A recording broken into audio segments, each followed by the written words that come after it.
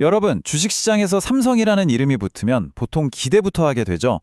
그런데 말입니다. 바로 그 삼성의 이름표를 달고 야심차게 데뷔한 한 회사가 상장 첫날부터 투자자들에게 엄청난 충격을 안겨줬습니다. 오늘 이 충격적인 데뷔 전의 막전 막후를 한번 제대로 파헤쳐 보겠습니다. 도대체 무슨 일이 있었던 걸까요? 자, 시간을 되돌려보죠. 2025년 11월 24일로 말입니다. 이날은 한국 주식시장 투자자들에게는 정말이지 기대가 큰 아주 중요한 날이었습니다. 왜냐하면 거대 기업 삼성바이오로직스가 두 개로 나뉘어서 다시 상장하는 날이었거든요.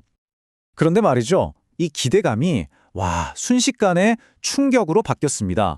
지금 화면에 보이는 이 숫자, 이게 바로 그 결과물입니다.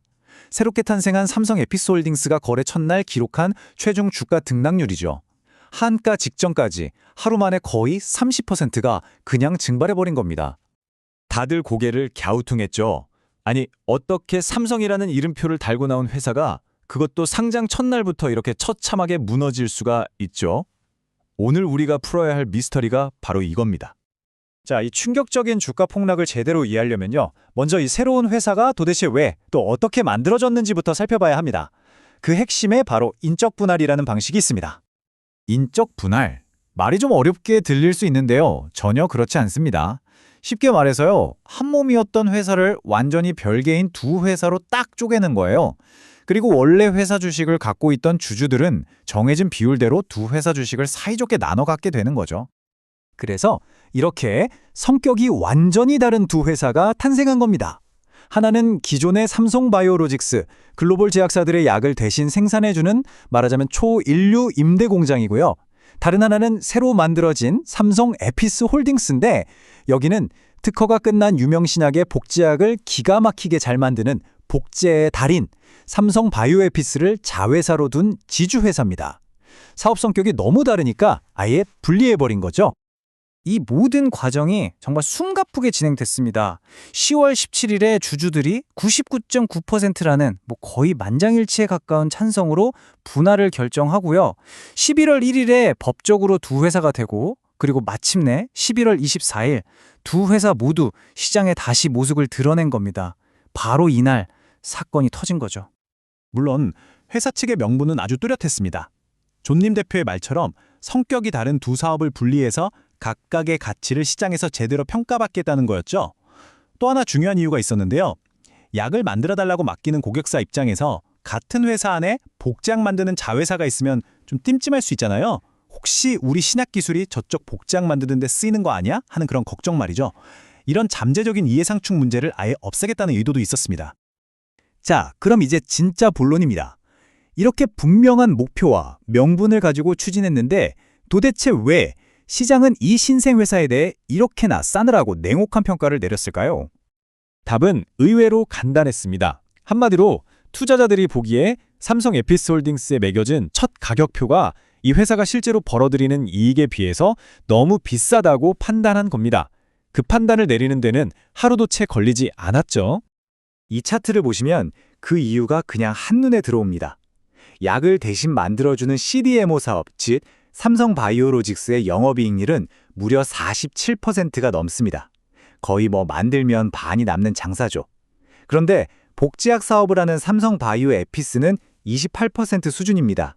물론 이것도 대단한 거지만 둘을 딱 떼어놓고 보니 수익성 차이가 너무나 명확하게 드러난 거죠.